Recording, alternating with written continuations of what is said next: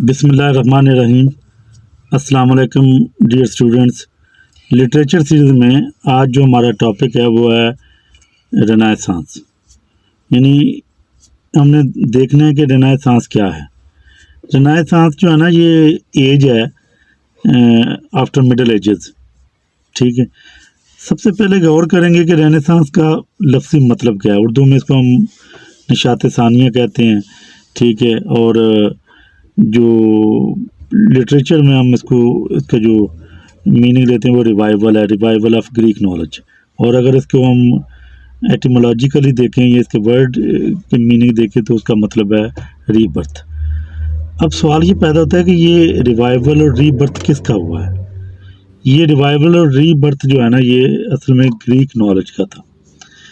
اب یہ سمجھنا ضروری ہے کہ گریک نالج کا ریوائول، پہلے گریک نالج کہاں تھا، پہلے کیا جو یونانی علم تھا وہ نہیں پڑھایا جاتا تھا، وہ اس پہ پابندی کیوں لگی تھی؟ اس کے بیک گراؤنڈ کو سمجھنا ضروری ہے۔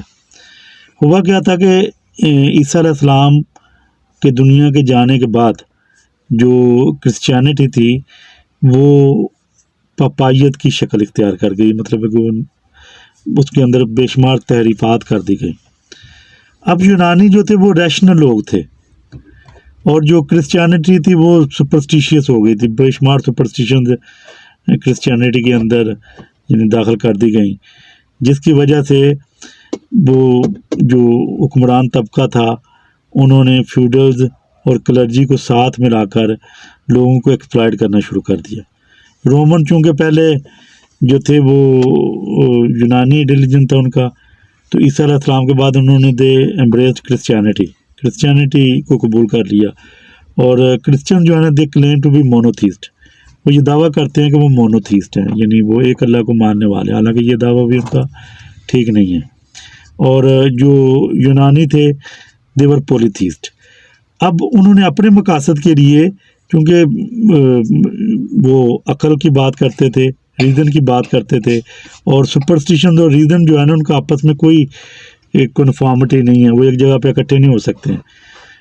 ریزن جو ہے نا وہ انٹلیکٹ جو ہے وہ سپرسٹیشنز کے اگینسٹ ہے، تو وہ سپرسٹیشیس ریلیجن جو تھا اس کو بچانے کے لیے اور اپنے مقاصد کے لیے، اپنے پولیٹیکل انٹرسٹ کے لیے کنگ، فیوڈل اور پریسٹ نے گٹھ جوڑ کر لیا اور نیچے لوگوں کو ایکسپلائٹ کرنا شروع کر دیا۔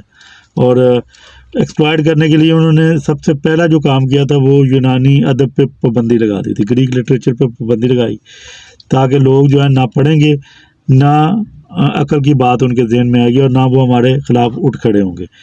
یہ سلسلہ عیسیٰ علیہ السلام کی دنیا سے، یعنی اکارڈنگ ٹو کرسچینٹی the Christ was crucified, but according to Islam he was not crucified.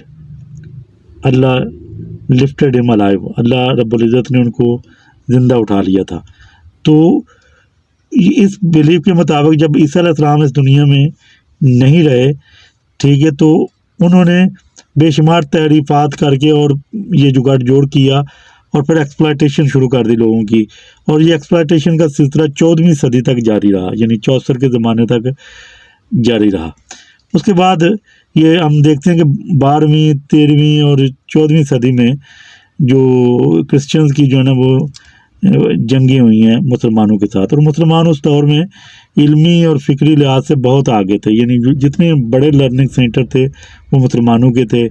آپ بغداد دیکھ لیں، اینڈلوزیا دیکھ لیں یعنی اندلس، کائرو دیکھ لیں، ڈومیسکس دیکھ لیں، دمشق، یہ دنیا کی بڑی بڑی جو جامعات تھیں وہ مسلمانوں کے پاس تھی، اور بڑی بڑی جو لائبریریاں تھیں وہ بھی مسلمانوں کے پاس تھیں، اور وہاں پہ دنیا بھر کے علوم تھے۔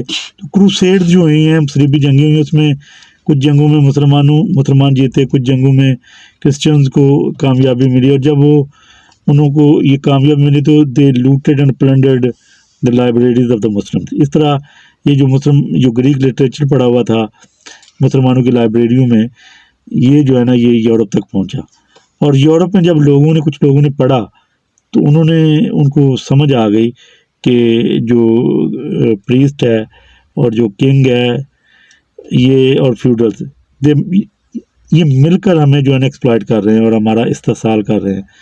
اس طرح یہ موومنٹ اٹلی سے سٹارٹ ہوئی اور پھر پورے یورپ میں پھیل گئی. یہ جو 16ویں صدی ہے یہ رینیسانس کا عروج ہے. ٹھیک ہے، تو اصل میں یورپ نے جو مٹیریلی ترقی کی ہے وہ آفٹر رینیسانس کی ہے. اس کی وجہ کیا ہوئی تھی کہ دے شفٹیڈ فرام تھیو سینٹرزم ٹو اینتھروپو سینٹرزم، یعنی کہ انہوں نے ریلیجن کو چھوڑا. ٹھیک ہے، اور انسان کو اپنی صلاحیتوں پہ بھروسہ ہوا. انسان نے فیصلہ کیا کہ وہ اپنی صلاحیتوں کے بل بوتے پر دنیا میں ترقی کر سکتے ہیں، اور وہ جو پرومسڈ پیراڈائز ہے اس پہ ان کا بلیف ختم ہوا، اور انہوں نے کہا کہ پیراڈائز جو ہے نا یہاں پر بھی ہے. اور اس طرح پھر انہوں نے مٹیریلی اسٹرانگ ہونا شروع کیا. اور یہ جو انسان کا یعنی بلیف تھا اپنی صلاحیتوں پہ، یہ موومنٹ جو ہے نا اس کو ہم لٹریچر میں ہیومنزم کہتے ہیں.